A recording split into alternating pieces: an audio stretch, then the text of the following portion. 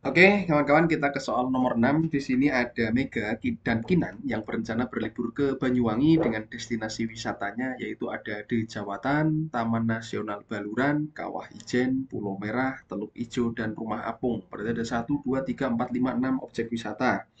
Oke, lalu kita lihat urutan untuk mengunjunginya. Di sini ada informasi yang diberikan yaitu yang pertama mereka dapat berkunjung ke Taman Nasional Baluran jika sudah ke Dejawatan dan Rumah Apung Pangsering. Sehingga dari informasi yang pertama di sini bisa kita ambil bahwa Taman Nasional Baluran, misalnya kita tak ambil TNB itu baru bisa diambil jika sudah ke Jawatan. Artinya posisinya bisa gini, Dejawatan, baru ke Taman Nasional Baluran, atau yang penting sudah ke Rumah Apung Bangsering, baru ke Tanah Baluran. Nah, urutan antara Dejawatan dan Rumah Apung Baluran itu belum bisa kita tentukan. Nggak ada, belum informasinya belum ada. Nah, kemudian ke yang berikutnya, mereka tidak bisa berkunjung ke Rumah Apung Bangsering sebelum mengunjungi Pulau Merah. Sehingga dari sini teman-teman bisa tuliskan bahwa Pulau Merah dulu nih, Pulau Merah dulu, baru ke dapat tadi Rumah Apung Bangsering, posisinya seperti itu. Itu pun bisa langsung atau lewat atau apapun.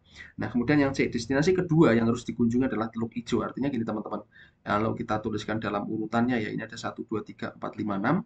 Di sini destinasi kedua adalah Teluk Ijo, berarti ini sudah bisa kita pastikan Teluk Ijo ada di posisi kedua. Oke, Kawah Ijen merupakan destinasi terakhir yang dikunjungi di informasi yang keempat ini, sehingga di sini bisa dipastikan bahwa Kawah Ijen kita ada di posisi keenam atau urutan keenam yang bisa kita tuliskan sudah pasti dikunjungi. Nah, sekarang kita cek di sini. Pertanyaannya adalah atau informasi yang diberikan berikutnya, dua destinasi wisata yang dapat dikunjungi sebelum mengunjungi Pulau Merah adalah apa? Nah, artinya gini, yang ditanyakan kan Pulau Merah nih. Setelah atau sebelum mengunjungi Pulau Merah. Kita cek teman-teman.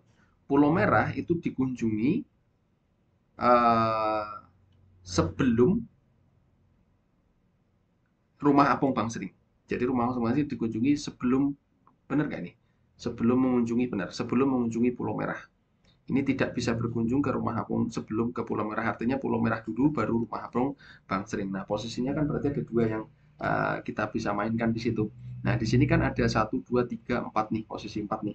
Nah, teman-teman bisa perhatikan bahwa kondisinya ini kalau kita gabungkan si DJ RAB TNB itu kan artinya bisa DJ RAB TNB, Taman Nasional Baruan, bisa gitu, bisa juga dibalik RAB DJ TNB. Nah, ini pun bisa diselang-seling karena RAB itu adalah sebelum Pulau Merah. Artinya di sini ada Pulau Merah yang di situ, bisa Pulau Merah DJ RAB, ini juga bisa Pulau Merah DJ RAB, bisa juga gitu. Nah, Pulau Merah RAB DJ TNB, artinya seperti itu. Nah, artinya gini teman-teman, kondisi-kondisi yang bisa dikunjungi sebelum Pulau Merah. Nah, ini pertanyaan kan sebelum Pulau Merah. Artinya Pulau Merah itu tidak di posisi pertama. Kalau di dua kemungkinan yang kita tuliskan ini, yang ini sama ini. Nah, ini dia di posisi pertama. Sehingga dari pertanyaan itu Pulau Merah nggak di pertama. Sehingga Pulau Merah itu bisa di sini kita selipkan di sini. Pulau Merah itu ada di sini yang penting sebelum RAB.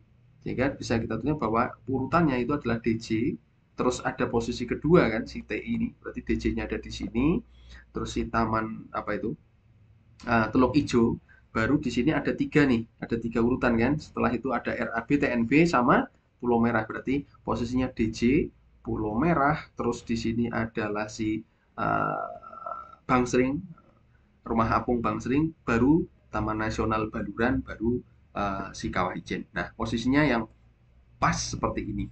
Sehingga bisa kita simpulkan bahwa sebelum Pulau Merah itu ada Dejawatan dan Teluk Ijo ada di Jawa nih. Gitu. Oke, kawan-kawan, kita ke soal nomor 7. Di sini ada 6 sakawan, yaitu Piko, Sarah, Vela, Gofar, Ucup, dan Tuk Tuk yang berencana untuk menonton film Mencuri Raden Saleh di bioskop. Nah, Ucup akan menjemput teman-temannya. Nah, rute yang dia menjemput adalah rumah yang paling dekat dengan rumahnya ke yang paling jauh. Artinya urutannya itu berarti ada 5 rumah temannya, ya kan? Karena Ucup kan nggak ikut. Di sini ada 6 orang. 1, 2, 3, 4, 5, 6. Nah, kecuali Ucup karena Ucup yang menjemput. Kemudian di sini kita lihat nih. Eh, Sebelum menjemput Sarah, Ucup menjemput Piko. Berarti kondisinya bisa kita tuliskan bahwa Ucup urutannya itu si siapa namanya Piko dulu baru Sarah, ya kan? Sebelum menjemput Sarah, berarti dia menjemput Piko. Artinya Piko dulu baru Sarah, kan gitu. Entah itu berdekatan rumahnya Piko dengan Sarah atau punya jarak berapa, intinya Piko yang lebih dulu daripada Sarah. Nah, kemudian rumah Vela terletak di antara rumah Gofar dan Sarah. Berarti di sini rumah Vela itu terletak di antara rumah Gofar dan rumah Sarah. Posisinya seperti itu, atau teman-teman bisa tuliskan yang penting Velanya ada di antara, ya kan? Di tengah-tengahnya Sarah dan Gofar. Berarti bisa seperti ini posisinya. Nah, sekarang kita cek di sini Gofar menjadi anak kedua terakhir yang dijemput.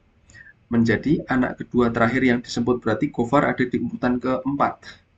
Karena Gofar ada di urutan keempat, sedangkan di antaranya itu ada Vela dan Sarah sebelumnya ada di situ, berarti bisa kita tentukan bahwa Vela itu ada di urutan ketiga dan Sarah ada di urutan kedua. Oke, ingat sebelum Sarah ada Piko, berarti Piko urutan pertama yang dijemput.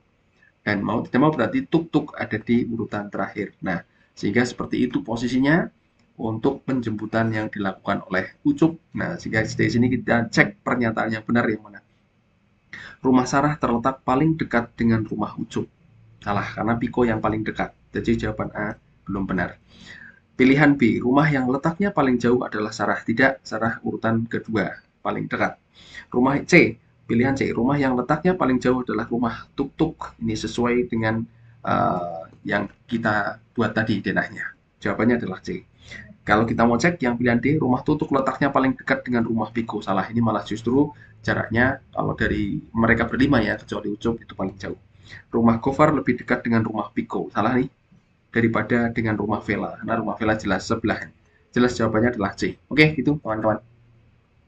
Oke, kawan-kawan, kita ke soal nomor 8. Di sini ada 8 mata kuliah. Nah, kita bisa lihat sekilas itu 8 mata kuliah dan beberapa informasi yang diberikan. Kemudian ada pilihan jawaban yang berupa urutan. Nah, teman-teman ketika ketemu soal seperti ini, kita manfaatkan aja pilihan jawabannya, kemudian cek di apa namanya informasi yang diberikan. Nah, satu-satu misalnya dicek dari atas misalnya, atau mungkin teman-teman ambil suatu informasi yang pasti, misalnya dari sekilas di situ katakanlah ini nih, ada informasi pasti mata kuliah O tidak diambil di semester 8. Oh, berarti yang 8 itu nggak boleh O. Sehingga dari sini teman-teman bisa langsung mengeliminasi pilihan jawaban yang kiranya salah. Karena di sini O-nya di semester 8, berarti jelas salah kan?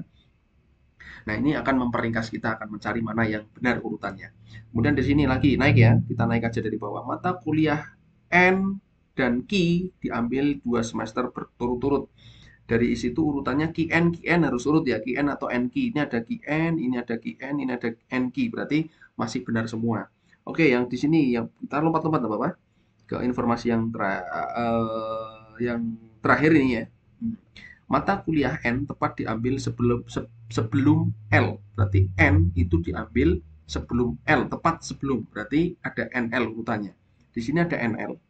Di sini enggak NR, lompat, terus ini ada lompat juga NL, lompat. Artinya jelas di situ kita bisa simpulkan bahwa jawabannya atau urutan yang benar adalah di pilihan jawaban C. Artinya informasi yang lain pun kita tidak perlu mencari urutannya. Gitu sudah bisa di.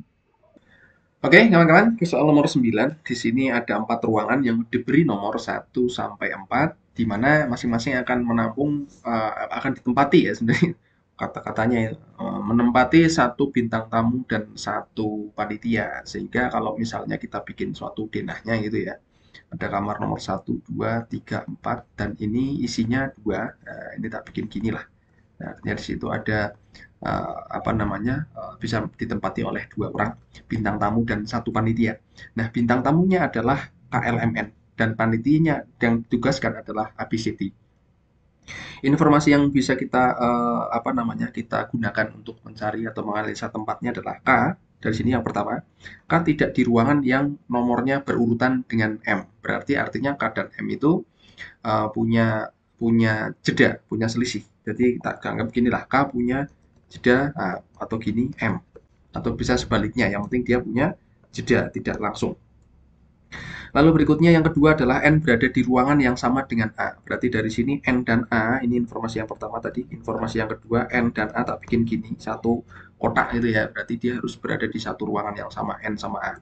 Kemudian M berada di ruangan 2. Oke, M di ruangan 2. Berarti untuk bintang tamu tak tulis di atas itu M. Seperti yang kita bilang tadi bahwa M dan N itu punya jeda di informasi yang pertama ini, maka K adalah di kamar nomor 4 atau posisi ruangan nomor 4. Oke ya. Lalu di berikutnya A berada di ruangan yang terletak di antara ruang yang ditempati oleh M dan K. Ini A. Otomatis A ada di ruangan ketiga antara M dan K. Sehingga dari informasi itu kita bisa simpulkan bahwa N juga di ruangan ketiga sesuai dengan informasi yang kedua tadi. N dan A bareng berarti ada di situ. Sehingga teman-teman bisa langsung simpulkan bahwa ruangan pertama itu ditempati oleh bintang tamu L. Yang gitu. Siap. Berikutnya informasinya kelima, ruangan yang ditempati C tepat berada di sebelah kanan ruangan A, tepat di sebelah kanan A. Berarti di sini adalah C-nya ada di tempatnya dengan K. Seperti itu. Oke. Kita cek mana dari berikut ini yang merupakan urutan mungkin panitia dari ruang 1 sampai 4. Kita nggak tahu nih, yang 1 sama 2 belum tahu, tapi teman-teman bisa lihat bahwa di sini adalah AC. Urutannya AC. Dari sini terlihat bahwa AC itu hanya ada di pilihan A. Ya sudah, ketemu kesimpulannya, jawabannya adalah A. Artinya urutannya adalah B, D, AC. Gitu. Oke, kawan-kawan, soal nomor 10 ya. Dalam sebuah toko terdapat rak yang digunakan untuk menaruh 5 merek tisu, yaitu KLMNO nih, merek tisunya. Tisu tersebut diatur berdasarkan harga dari tertinggi ke terendah. Berarti nanti artinya teman-teman punya urutan 1, 2, 3, 4, 5 yang bisa dimainkan. Di situ tisu tersebut diatur berdasarkan tertinggi terendah dari kiri ke kanan. Oh, dari kiri ke kanan ya. Udah terlanjur kita tulis dari atas ke bawah, enggak masalah, sama saja. Dan disusun dengan ketentuan sebagai berikut nih.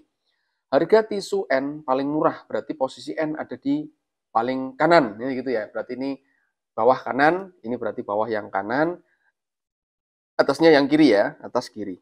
Oke, tisu L terletak di antara tisu K dan tisu M. Berarti dari sini mungkin teman-teman bisa merubah dulu dalam suatu bentuk, artinya L itu terletak di antara tisu K dan tisu M. Bisa gini, bisa juga dibalik, M, L, baru K. Nah, urutannya gitu nanti ya, kita naik turun tuh sama aja. Nah, terus C, tisu K berjarak 3 dengan tisu O, artinya posisi ini mungkin tak pindah ke bawah. Wah, ini sambil lompat-lompat tidak apa-apa. Berarti di situ ada tisu K, itu jaraknya 3, artinya 1, 2, berjarak 3 ya, berarti habis ini langsung O. Nah, kan gitu, 1, 2, 3, lompat 3. Atau mungkin dibalik. Dibalik juga bisa O, strip-strip, baru K. Nah, ini gitu. Oke, lalu yang keempat, informasi yang keempat, tisu O dan N tidak bersebelahan. Kalau tidak bersebelahan, berarti tidak berdekatan di tisu O tidak berada di urutan keempat. Sehingga teman-teman bisa pakai patokan yang ini. Ini apa? Butuh berapa tempat nih? 1, 2, 3, 4. Betul enggak? Butuh tempat 4 tempat. Sehingga secara logika di sini ada 4 tempat yang tersedia. Dan posisinya O tidak boleh bersebelahan dengan N, sehingga O ada di posisi nomor 1. Supaya apa? Supaya posisi K ada di nomor 4, karena jaraknya ada 3 nih, 1, 2, 3. 1, 2 ke K-nya 3 kali, kan gitu. Nah, sekarang tinggal dimainkan, berarti kalau kita butuh ini, artinya kan ada KLM atau MLK, dibalik, berarti posisinya L ada di ketiga, dan posisinya yang kedua itu diisi oleh M. Artinya urutannya seperti itu, dari kiri ke kanan. Nah, sekarang kita cek pertanyaannya. Pernyataan berikut ini yang benar adalah yang mana nih? M berada di urutan kedua dari kanan. Dari kanan berarti ngitungnya dari bawah ya, naik ke atas ya. Bukan. Kedua itu adalah K. Berarti salah. Yang B, N berada di paling kiri. Jelas salah karena dia posisinya terendah. Tertinggi ya? Waduh, salah nih. Benar, benar. Mau tak potong. Nah, sekarang yang kedua, harga yang N berada di paling kiri. Ingat, paling kiri itu berarti yang tertinggi, kan gitu. Berarti tertinggi itu paling kiri, yang di atas berarti posisinya yang di atas tuh. Nah, N berada di paling kiri berarti bukan, karena paling kiri atau paling atas itu adalah posisinya O.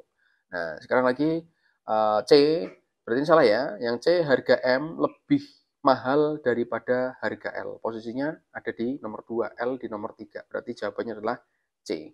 Atau mungkin teman-teman kita menganalisa dua jawaban terakhir, harga L lebih murah daripada harga K. Salah ya, L ada di urutan ketiga, sementara K di urutan keempat. Jelas ini salah.